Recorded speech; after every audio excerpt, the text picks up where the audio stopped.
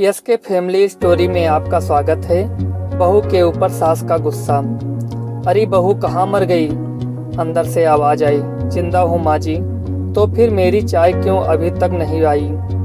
कब से पूजा करके बैठी हूँ। बहू बोली, ला रही हूँ माँ जी। बहू चाय के साथ भजिया भी ले आई। सास ने कहा, तेल से बना हुआ खिलाकर मारेगी क्या? बहू ने कहा, ठीक है माँ जी, ले जाती हूँ। सास ने कहा, रहने दे, अब बना दिया है तो खा लेती हूँ। सास ने भजिया उठाई और कहा, कितनी गंदी भजिया बनाई है तुमने। बहू, माँ जी, मुझे कपड़े धोने हैं, मैं जाती हूँ। बहू दरवाजे के पास छिपकर खड़ी हो गई। सास भजिया पर टूट पड़ी और पूरी भजिया खत्म कर दी। बहू मुस्कुराई और काम पर लग गई।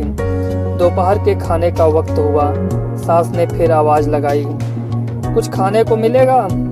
बहू ने आवाज नहीं दी। सास फिर चिल्लाई, भूखे मारेगी क्या?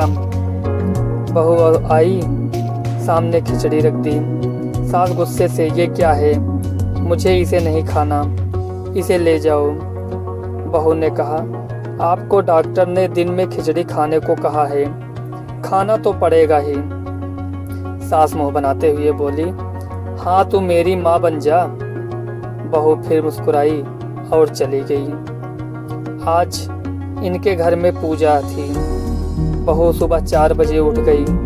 पहले स्नान किया, फिर फूल लाई, माला बनाई, रसोई साफ की, पकवान और भोज बनाया। सुबह के 10 बज गए।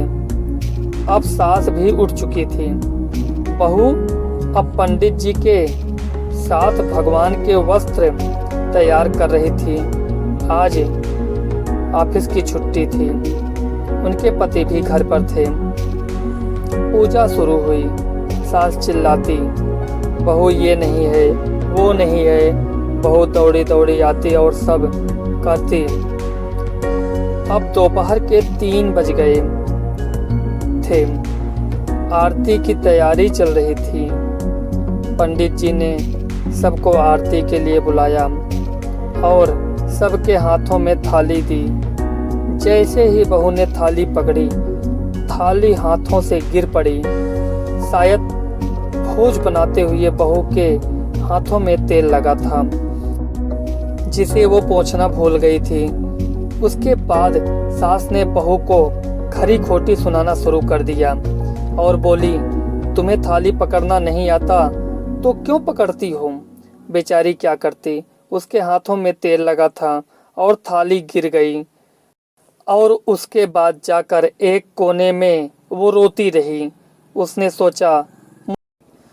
सोचा मुझसे यह गलती कैसे हो गई। दोस्तों, अगर कहानी आपको पसंद आए तो एक लाइक और सब्सक्राइब कर दीजिए, जिससे आने वाली कहानी आपको मिलती रहे।